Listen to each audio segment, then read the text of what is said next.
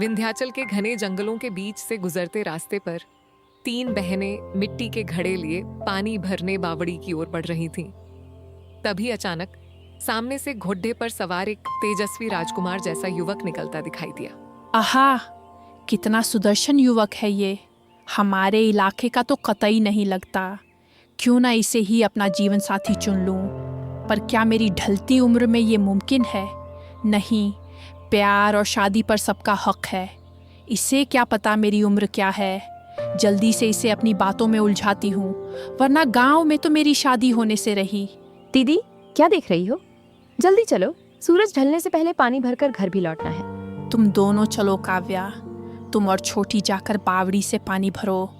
मैं बस अभी जंगल से थोड़ी सूखी लकड़ियां उबीन कर आती हूँ। ठीक है दीदी, पर घने जंगल में संभल कर जाना। छोटी बहनों को भेजकर प्रिया झाड़ियों के झुरमुट से निकलकर सीधे उस घुड़सवार के रास्ते में आकर खड़ी हो गई। अरे ओ मुसाफिर, रुको, इस रास्ते से आगे मत जाना। इस गांव के लोग परदेसियों के लिए अच्छे नहीं हैं। वो यात्रियों को मुसीबत में डाल देते हैं। तुम कौन हो जो एक अजनबी की इतनी फिक्र कर रही हो? मैं तो दूर देश से आया हूँ और मुझे बस अपना सफर पूरा करना है, पर तुम्हारी नेक दिली देखकर अच्छा लगा। फिक्र क्यों न करूं? आखिर इंसान ही तो इंसान के काम आता है। आप हमारे मेहमान जो ठहरे, आखिर हम इंसान ही तो हैं। और इंसानियत के नाते मुझे आपकी फिक्र हो रही थी। अनजान राहों पर अपनों जैसी चिंता मिलना किस्मत की बात है। तुम्हारा कहना बिल्कुल सही है। शुक्रगुजार हूं तुम्हारी इस नेक दिली का। चलो, अब मुझे आगे बढ़ना चाहिए। आर्यन एक अजीब सी मुस्कुराहट के साथ धीरे धीरे आगे बढ़ने लगा। प्रिया को लगा कि उसका दांव सही निशाने पर लगा है। सुनो, मैं इस इलाके के लिए बिल्कुल नया हूं।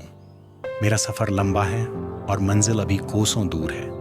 अगर तुम्हें वाकई मेरी इतनी फिक्र है तो क्या एक रात रुकने का ठिकाना मिल सकता है, ताकि सुबह होते ही मैं अपनी राह पकड़ सकूं?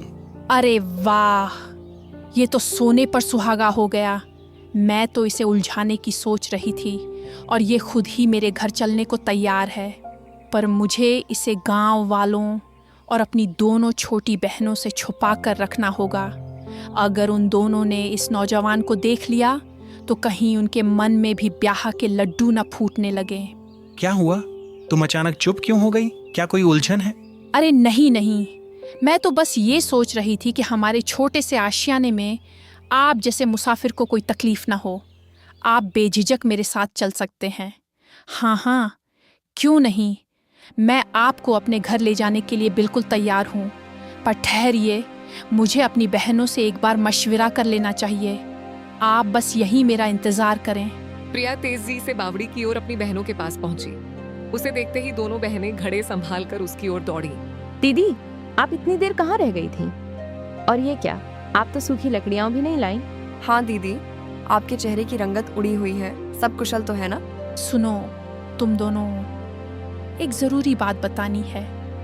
वो सामने घोड़े पर सवार युवक देख रही हो, वो कोई अजनबी नहीं है। हम दोनों पिछले 2 वर्षों से एक दूसरे के प्रेम में हैं। अब और इंतजार मुमकिन नहीं। हम कल ही विवाह के बंधन में बंधने वाले हैं। आज वो हमारे साथ घर चलेगा। 2 साल से प्रेम प्रसंग? दीदी, अगर ऐसा था तो गांव वालों के कड़वे ताने सुनने की क्या जरूरत थी? आप तो बहुत पहले ही अपना घर बसा सकती थी। देखो काव्या, हर चीज का एक सही समय होता है। हमारा वक्त अब आया है, इसलिए अब कोई सवाल मत करो। पर दीदी, मैंने तो इसे आज से पहले कभी इस इलाके में नहीं देखा। मेरा मन कुछ ठीक नहीं मान रहा। ये कुछ अजीब लग रहा है। बस करो काव्या, तुम चुप हो जाओ। हम तीनों बहनों के हाथ पीले नहीं हो रहे। ये बात क्या तुम भूल गई? अगर मेरी किस्मत जाग रही है तो तुम्हें खुशी होनी चाहिए। मेरी बात कान खोल कर सुन लो। इसका मतलब ये हरगिज नहीं कि मैं अपने होने वाले जीवन साथी को छोड़ दूं। मैं उसे लेने जा रही हूँ। और खबरदार, तुम दोनों उसके सामने कोई भी ऊल जुलूल हरकत मत करना। समझ गई ना? प्रिया पैर पटकती हुई वहां से युवक की ओर चली गई। पीछे खड़ी दोनों बहनें घबराहट में एक दूसरे का हाथ थामे खड़ी रहीं। छोटी, ये सब बहुत अजीब लग रहा है। इस घुड़सवार को आज से पहले हमने इस पूरे इलाके में कभी नहीं देखा। दीदी का झूठ साफ झलक रहा है। हाँ काव्या, मुझे भी आशंका हो रही है। हमारे राज्य में घोड़े तो सिर्फ राजघराने या सेना के पास होते हैं। ये न तो राजकुमार लगता है और न ही यहाँ का निवासी। मुझे किसी बड़ी विपदा का संकेत मिल रहा है। अब हम कर भी क्या सकते हैं? दीदी ने जिद पकड़ ली है। न चाहते हुए भी हमें इस खेल में उनका साथ देना ही होगा। प्रिया उस युवक जिसका नाम आर्यन था उसे लेकर अपने घर आ गई। पूरे रास्ते प्रिया एक तक उसे निहारती रही, जबकि आर्यन के चेहरे पर वही रहस्यमयी मुस्कान बनी रही। देखिए, अब आप मेरे घर आ चुके हैं।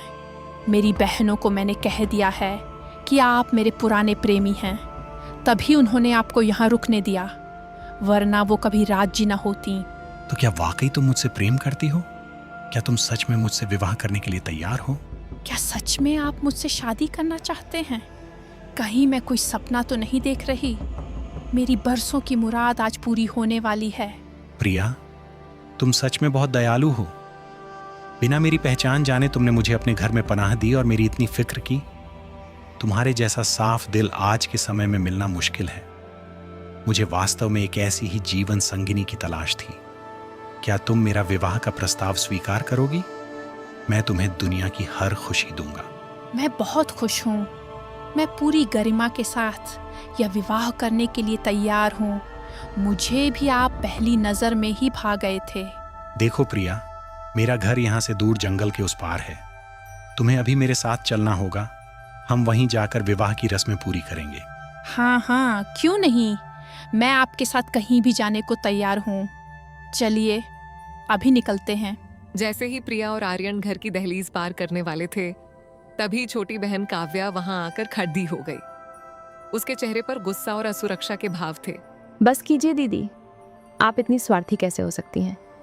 आप अपना घर बसाकर चली जाएंगी तो क्या मैं और पूनम यहाँ उम्र भर कुंवारी बैठी रहेंगी? हमारी खुशियों की आपको कोई परवाह नहीं? काव्या, ये तुम क्या कह रही हो? ये समय ऐसी बातें करने का नहीं है। क्यों नहीं है? आपने सिर्फ अपने बारे में सोचा। अगर इस घर से डोली उठेगी तो सबकी उठेगी, वरना किसी की नहीं। क्या आप हमारी इतनी उपेक्षा करेंगी? शांत हो जाओ छोटी, इसमें इतनी क्रोधित होने वाली कोई बात नहीं है। अगर तुम्हारी बड़ी बहन का घर बस रहा है तो तुम्हारी खुशियों का भी पूरा ध्यान रखा जाएगा। आप ऐसा कैसे कह सकते हैं? क्या मेरी किस्मत में भी ऐसा ही सुख है? क्यों नहीं? तुम भी अपनी बहन की तरह ही सौंदर्य और गुणों की खान हो। मेरा एक छोटा भाई है जो बिल्कुल मेरी तरह ही समझदार और देखने में सुंदर है। मैं वादा करता हूं कि तुम्हारा विवाह उसी के साथ संपन्न करवाऊंगा। क्या आप सच कह रहे हैं? क्या आप वाकई अपने भाई के साथ मेरा रिश्ता पक्का करवा देंगे? बिल्कुल। आखिर जब तुम्हारी बड़ी बहन इतनी नेक दिल है तो तुम भी वैसी ही होगी। अब काफी रात हो चुकी है। सुबह होते ही हम तीनों यहाँ से प्रस्थान करेंगे। गांव पहुंचते ही मैं प्रिया से विवाह करूंगा और तुम मेरे भाई की अर्धांगिनी बनोगी। ठीक है, मैं कल सुबह का बड़ी ही अधीरता से इंतजार करूंगी। बहुत अच्छा। अब मुझे थोड़ी देर खुली हवा में टहलना है। मन थोड़ा अशांत है, इसलिए जरा बाहर जाकर आता हूँ। जरा संभल कर जाना। बाहर अंधेरा बहुत है और जंगल के जंगली जानवरों का भी डर है। तुम फिक्र मत करो, मुझे अंधेरे और जंगल दोनों की अच्छी परख है। मैं बस अभी आया। आर्यन के बाहर निकलते ही घर के सन्नाटे में काव्या की दबी हुई सिसकी गूंजी। वह तेजी से प्रिया के पास आई। उसकी आंखों में साफ डर और संशय था। दीदी, ये आप क्या कर रही हैं? आप इस बिल्कुल ही अज्ञात व्यक्ति के साथ जाने के लिए इतनी उतावली क्यों हैं? काव्या, अब अपनी ये शंकाएं बंद करो। ये मौका बार बार नहीं आता। नहीं दीदी, हम इसे जानते तक नहीं। ना इसका कुल पता है, ना गांव। और आप और छोटी दोनों इसके साथ जाने के लिए तैयार हो गई? नहीं, आप कहीं नहीं जाएंगी। ज़रूर कुछ ऐसा है जिसे हमारी आंखें देख नहीं पा रही हैं। मुझे खतरा महसूस हो रहा है। चुप रहो काव्या, अपनी जुबान को लगाम दो। क्या तुम्हें दिखाई नहीं दे रहा कि इस गांव में हमारी शादी की कोई उम्मीद नहीं बची है? प्रिया ने काव्या का हाथ झटक दिया और खिड़की की ओर देखने लगी, जहां बाहर अंधेरा गहरा था। तुम्हें तो उस भले व्यक्ति का शुक्रिया अदा करना चाहिए। वो हम दोनों बहनों को अपने साथ ले जा रहा है, हमारा घर बसाने का वादा कर रहा है। फिर तुम्हें इतनी ईर्ष्या क्यों हो रही है? क्या तुम हमारी खुशियों से जल रही हो? ये ईर्ष्या नहीं है दीदी, ये सावधानी है। जो इंसान इतनी जल्दी सबको वश में कर ले वो नेक नहीं हो सकता। छोटी, इसे जलन इसलिए हो रही है क्योंकि वह इसे अपने साथ ले जाने की बात नहीं कर रहा, ये हमारी खुशियाँ वह बर्दाश्त नहीं कर पा रही है। नहीं दीदी, आप मेरे शब्दों का अनर्थ निकाल रही हैं। मुझे आप दोनों की सुरक्षा की चिंता है। भले ही हमारे विवाह में विलंब हो रहा है, पर इसका अर्थ यह तो नहीं कि हम किसी भी अजनबी के पीछे चल दें। मेरी बात का विश्वास कीजिए। चुप हो जाओ और यहाँ से चली जाओ। मुझे तुम्हारे मुंह से अब एक शब्द भी नहीं सुनना। गांव वालों के वो कड़वे ताने आज भी मेरे कानों में शूल की तरह चुभते हैं। मुझे यह विवाह करना ही होगा, चाहे परिणाम जो भी हो। प्रिया और छोटी बहन ने काव्या का पूर्णतः तिरस्कार कर दिया। काव्या असहाय होकर उन्हें देखती रही। ये क्या अनर्थ हो गया? मेरी दोनों बहनें इतनी हठी और निष्ठुर कैसे हो गईं? जरूर उस मायावी युवक ने उन पर कोई जादू कर दिया है। मुझे शीघ्र ही साधु महाराज के पास जाकर इस अनिष्ट का समाधान ढूंढना होगा। काव्या आधी रात को घने और डरावने जंगलों के बीच से भागती हुई एक कुटिया के पास पहुंची, जहां एक सिद्ध साधु महाराज ध्यानमग्न थे। आओ बेटी, इतनी रात को यहाँ। मुझे अभी पूजा के लिए पुष्पों की आवश्यकता नहीं है। महाराज, मैं आज आपको फूल देने नहीं आई हूँ। मेरे घर पर एक बहुत बड़ी विपत्ति आ गई है। मुझे अपनी दोनों बहनों के प्राणों पर संकट मंडराता दिखाई दे रहा है। शांत हो जाओ बेटी। तुम प्रतिदिन श्रद्धा से मुझे पूजन के लिए पुष्प अर्पित करती हो। तुम्हारी सहायता करना मेरा धर्म है। अपनी व्यथा विस्तार से बताओ, आखिर क्या संकट आन पड़ा है? महाराज, मेरे घर में एक अत्यंत रूपवान युवक आया है। वह घोड़े पर सवार है और उसकी मुस्कान में एक अजीब सा रहस्य है। उसने मेरी दोनों बहनों को विवाह का वचन दिया है और उन्हें अपने साथ जंगल के पार ले जाने की तैयारी में है। पर मेरा अंतर्मन कह रहा है कि कुछ बहुत गलत होने वाला है। आखिर उसका सच क्या है? रुक जाओ बेटी, जो तुम देख रही हो वह सत्य नहीं है। वह कोई साधारण पुरुष नहीं, बल्कि एक मायावी बहरूपिया है। वह तो बहुत ही क्रूर और खतरनाक है। तुम्हारी बहनों के प्राणों पर साक्षात यमराज का साया मंडरा रहा है। ये आप कैसी बातें कर रहे हैं साधु महाराज? वह तो बहुत ही सभ्य और नेक इंसान प्रतीत होता है। भला वह मेरी बहनों को हानि क्यों पहुंचाएगा? रूप और यौवन का चोला ओढ़कर वह केवल भोली कन्याओं का शिकार करता है। उसका मुस्कुराना किसी शुभ कार्य का संकेत नहीं, बल्कि अनिष्ट का बुलावा है। वह तुम्हारी बहनों को विवाह के मंडप में नहीं, बल्कि अपनी बलि की वेदी पर ले जा रहा है। हे ईश्वर, ये मैंने क्या सुन लिया? मेरी बहनें तो उसके वश में हो चुकी हैं। वे मेरी एक बात सुनने को तैयार नहीं। महाराज, अब मैं क्या करूं? उन्हें इस कालचक्र से कैसे बचाऊं? साहस जुटाओ बेटी। सत्य और भक्ति में बड़ी शक्ति होती है। लो, ये अभिमंत्रित भस्म और रक्षा सूत्र लो। अगर तुम समय रहते उनके पास पहुंच गई तो ही उनका जीवन बच पाएगा। पुत्री, सावधान हो जाओ। वह युवक हमारी दुनिया का प्राणी नहीं है। वह परलोक के उस काले द्वार के पीछे की दुनिया से आया है, जहां से कोई जीवित वापस नहीं लौटता। वह यहाँ एक खौफनाक मकसद लेकर आया है। अगर तुम अपनी बहनों को बचाना चाहती हो तो उन्हें उस द्वार की चौखट पार करने से रोकना होगा, क्योंकि एक बार वे उस मायावी सीमा के अंदर चली गईं, तो फिर उनकी आत्मा कभी मुक्त नहीं हो पाएगी। हे ईश्वर, क्या अनर्थ होने वाला है? ठीक है साधु महाराज, मैं अपने प्राणों की बाहुबली लगाकर भी अपनी बहनों की रक्षा करूंगी, चाहे इसके लिए मुझे मौत से ही क्यों न लड़ना पड़े। काव्या बदहवास होकर अपने घर पहुंची। सुबह की पहली किरण फूटते ही प्रिया और पूनम अपना साजो सामान समेटकर तैयार कट्टीशी थीं। दीदी, अनर्थ मत कीजिए। भगवान के वास्ते रुक जाइए। वह युवक इंसान नहीं, मौत का साया है। मैं आपके पैर छूती हूँ, इस घर की दहलीज मत लांघिए। बस बहुत हो गया काव्या, तुम अपनी ईर्ष्या की हद पार कर रही हो। हमारी खुशियों के रास्ते का कांटा मत बनो। हट जाओ यहाँ से, मुझे जाने दो। हाँ दीदी, इसे यहीं रहने दो। हम दोनों के सुनहरे भविष्य के बीच आने की कोशिश मत करो। दोनों बहनें काव्या की विनती अनसुनी कर घर से बाहर निकल गईं। काव्या ने अपनी आंखों के आंसू पोंछे और आर्यन के सामने जाकर चट्टान की तरह खड़डी हो गई। क्या हुआ काव्या? तुम इस तरह मेरे रास्ते में क्यों खड़ रही हो? क्या तुम्हें भी मेरे साथ उस दुनिया की सैर करनी है? तुम्हारी सच्चाई मुझे पता चल चुकी है। ओ मायावी, तुम मेरी बहनों को उस काले दरवाजे के पार ले जाना चाहते हो ना? लेकिन जब तक मैं जिंदा हूँ तुम उन्हें छू भी नहीं पाओगे। ठहरिए, आपने मेरी बड़ी बहन से शादी का वादा किया, दूसरी बहन की शादी अपने भाई से तय कर दी, तो क्या मैं यहाँ इस वीरान घर में अकेले सड़ूंगी? मुझे भी सुखी जीवन का प्रलोभन है, मुझे भी अपने साथ ले चलिए, मुझे भी विवाह करना है। क्यों नहीं? मैं तो आया ही तुम जैसी जरूरतमंद लड़कियों की सहायता करने हूँ। मेरे गांव में तो रूपवान युवकों की कोई कमी नहीं है। चलो, तुम्हारी भी किस्मत का ताला वहीं खुलेगा। देखा दीदी, काव्या इसीलिए हमें रोक रही थी क्योंकि इसे खुद साथ जाना था। अब देखो ये भी कैसी उतावली हो रही है। चलो चलो, अब इसे भी किसी के पल्ले बांध ही देंगे। वैसे भी इस गांव में तो हमारी उम्र बीत रही थी। चारों कई घंटों तक घने और डरावने जंगलों के बीच चलते रहे, जब तक कि वे एक विशाल और विचित्र पत्थर के दरवाजे के सामने नहीं पहुंच गए। ये कैसा अजीबोगरीब दरवाजा है। इसके आसपास तो कोई बस्ती भी नहीं दिख रही। यही मेरे साम्राज्य का द्वार है। इसके भीतर ही मेरा पूरा गांव बसा है। चलो, खुशियों की दुनिया तुम्हारा इंतजार कर रही है। यही वो काल द्वार है जिसके बारे में साधु महाराज ने चेतावनी दी थी। पर अब पीछे हटने का समय नहीं है। मुझे अपनी बहनों को बचाने के लिए इस नर्क के अंदर कदम रखना ही होगा। जैसे ही वे अंदर दाखिल हुए, वहां एक विशाल और हरा भरा गांव दिखाई दिया। लोग चहल पहल कर रहे थे, पर काव्या की नजरें कुछ और ही तलाश रही थीं। ये कैसा अजीब दृश्य है। यहाँ बाजार सजे हैं, औरतें काम कर रही हैं, पुरुष घूम रहे हैं, पर पूरे गांव में एक भी छोटी बच्ची या कुंवारी कन्या क्यों नहीं दिख रही?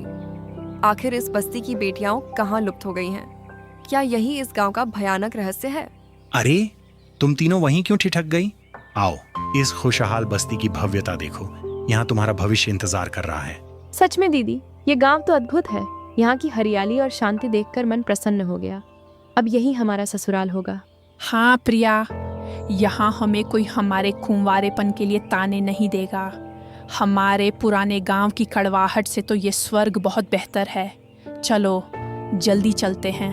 दोनों बहनें बिना किसी शंका के आर्यन के पीछे पीछे चलने लगीं, जबकि काव्या अपनी आंखों में खौफ और जेब में साधु की भस्म दबे पांव उनके पीछे चल रही थी।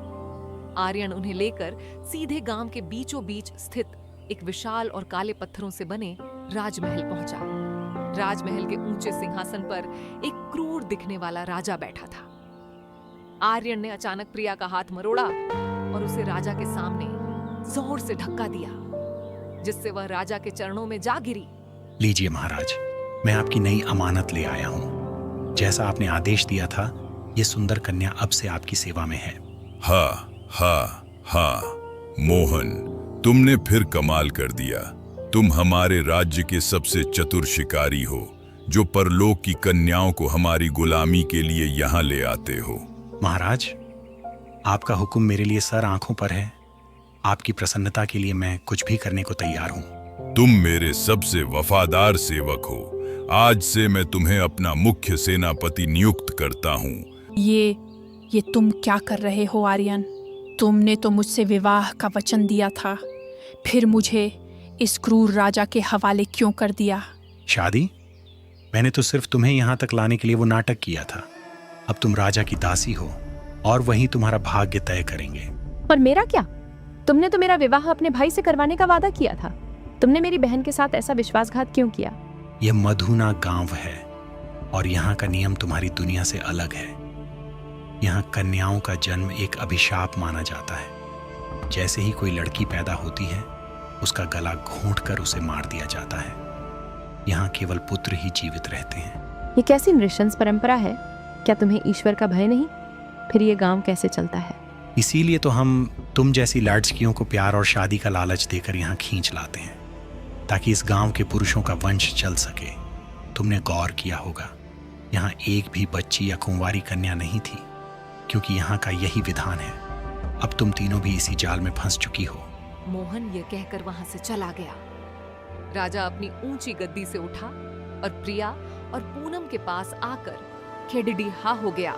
तुम दोनों प्रिया और पूनम, मैं स्वयं तुम दोनों से विवाह करूंगा। इस राजमहल में भव्य उत्सव की तैयारी शुरू करो। कुछ ही दिनों में तुम दोनों मेरी रानियां बनोगी। तब तक अपने सुरक्षित कक्ष में विश्राम करो और भागने की भूल मत करना। राजा के आदेश पर सैनिकों ने तीनों बहनों को एक आलीशान कमरे में बंद कर दिया। बाहर पहरा कड्ढा था।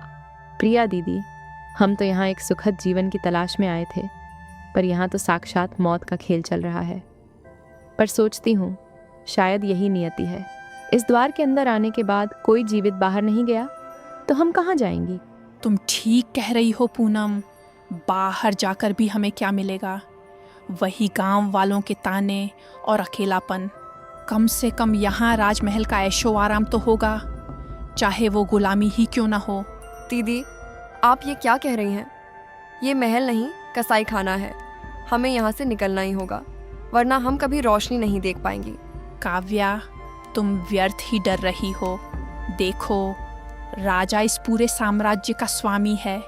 यदि हम उसकी रानियां बन गईं तो हमारा जीवन वैभव और सम्मान से भर जाएगा। हाँ दीदी, आप सत्य कह रही हैं। यहाँ जन्नत जैसी सुख सुविधाएं हैं।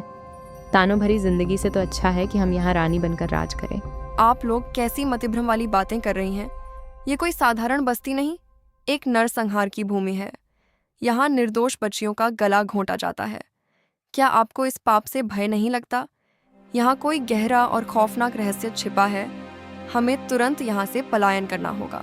तुम्हें जाना है तो जाओ काव्या, पर मैं इस स्वर्ण नगरी को छोड़कर कहीं नहीं जाने वाली।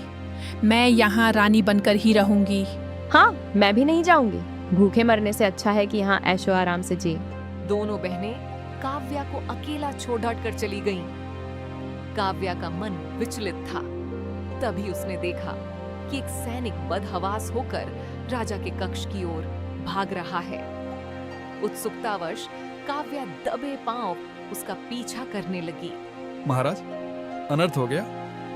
कल्याणी के घर फिर से एक कन्या ने जन्म लिया है। उस अभागन ने फिर एक बेटी को जन्म दिया है। अच्छा, तो कालचक्र ने फिर अपनी चाल चली है। चलो, उस पाप की जड्डीडीएच को अभी समाप्त कर देते हैं। काव्या का दिल बैठ गया। वह राजा और सैनिक का पीछा करते हुए कल्याणी नामक स्त्री की झोपड़ी तक पहुंची।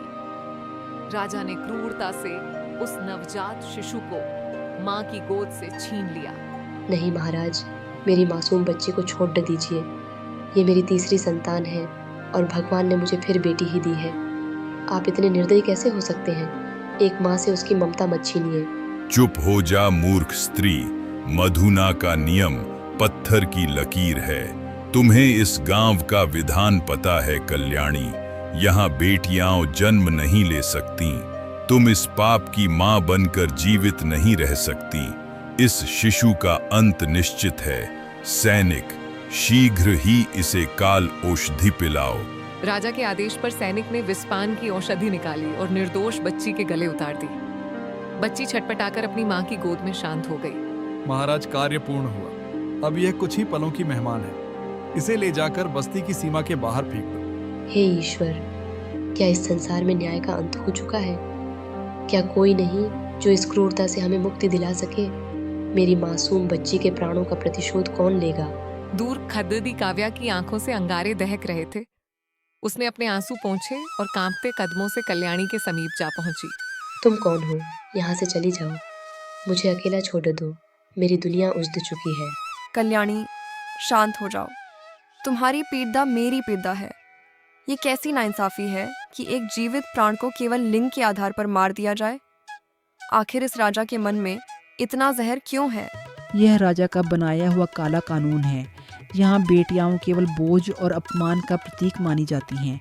इसे रोकने का केवल एक ही मार्ग है, राजा का वध। पर उसके पास जाना साक्षात काल के मुंह में समाने जैसा है। अनगिनत सैनिक उसकी रक्षा करते हैं। यह नियम कभी नहीं बदलेगा। मैं समझ गई कि मुझे क्या करना है। यदि अधर्म के इस वृक्ष को काटना है तो उसकी जड़ी एज पर प्रहार करना होगा। मुझे राजा के निकट पहुंचना ही होगा। काव्या तेजी से राजमहल की ओर बढ़ी। दरबार लगा हुआ था और राजा अपने सिंहासन पर मदमस्त बैठा था। काव्या निडर होकर सीधे राजा के सम्मुख जा खड़ी हुई। अरे, तुम यहाँ? तुम तो उन 3 बहनों में से सबसे छोटी हो। इस दरबार में तुम्हारी हिम्मत कैसे हुई बिना आज्ञा प्रवेश करने की? महाराज, आपने मेरी बड़ी और मंझली बहन को विवाह का वचन दिया था, पर मैं सबसे छोटी और सबसे सुंदर हूँ। क्या आप मुझ जैसी सुंदरी को अपनी मुख्य रानी स्वीकार नहीं करेंगे? मुझे भी आप अत्यंत प्रिय हैं। हाँ हाँ हाँ, तुम सत्य कह रही हो। तुम अपनी बहनों से कहीं अधिक आकर्षक और चतुर हो। मैं अपना निर्णय बदलता हूँ। मैं केवल तुमसे विवाह करूंगा और तुम्हें ही मधुना की पट्टरानी बनाऊंगा। रानी तो केवल मनपसंद स्त्री ही हो सकती है। यह सुनते ही प्रिया और पूनम के चेहरों पर क्रोध और नफरत के भाव आ गए। वे अपनी ही छोटी बहन को अपना प्रतिद्वंद्वी मानने लगीं। देखा पूनम, काव्या ने हमें ही रास्ते से हटा दिया। इस षड्यंत्रकारी को खत्म करना ही होगा। सैनिकों, आज ही विवाह का भव्य आयोजन करो। सूर्यास्त होते ही काव्या मेरी रानी होगी। राजा के जाने के बाद प्रिया और पूनम ने काव्या को घेर लिया। तो ये था तुम्हारा असली चेहरा? हमें रोकने वाली खुद रानी बनने का सपना देख रही थी।